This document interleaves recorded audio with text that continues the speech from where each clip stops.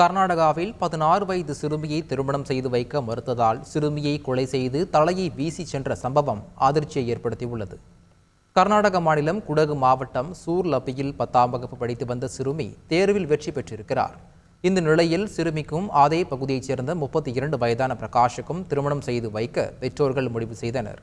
நிச்சயதார்த்தம் நடைபெற்ற போது இது குறித்த தகவலை கேள்விப்பட்ட மாவட்ட குழந்தைகள் நல அதிகாரிகள் குழந்தை திருமணத்தை தடுத்து நிறுத்தியுள்ளனர். மேலும் பெற்றோர்களிடம் 18 வயது பூர்த்தியான பின்னர்தான் திருமணம் செய்து வைக்க வேண்டும் என கூறி சென்றுள்ளனர். இதனையடுத்து பெற்றோர்கள் திருமணத்தை நிறுத்தி வைத்துள்ளனர்.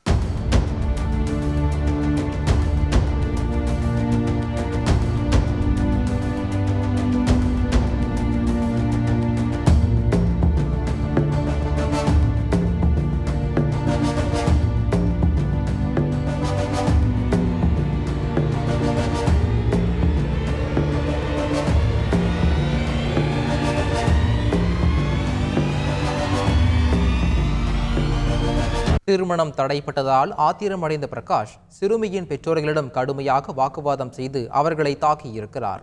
இதனையடுத்து வீட்டில் இருந்த சிறுமியை தரதரவென இழுத்துச் சென்று அரிவாளால் வெட்டி கொலை செய்திருக்கிறார். இதன் பின்னர் சிறுமியின் தலையை துண்டாக வெட்டி வீசி எறிந்திருக்கிறார்.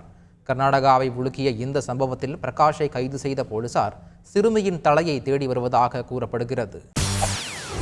செய்திகளை உடனுக்குடன் தெரிந்து கொள்ள உடனே சப்ஸ்கிரைப் பண்ணுங்க.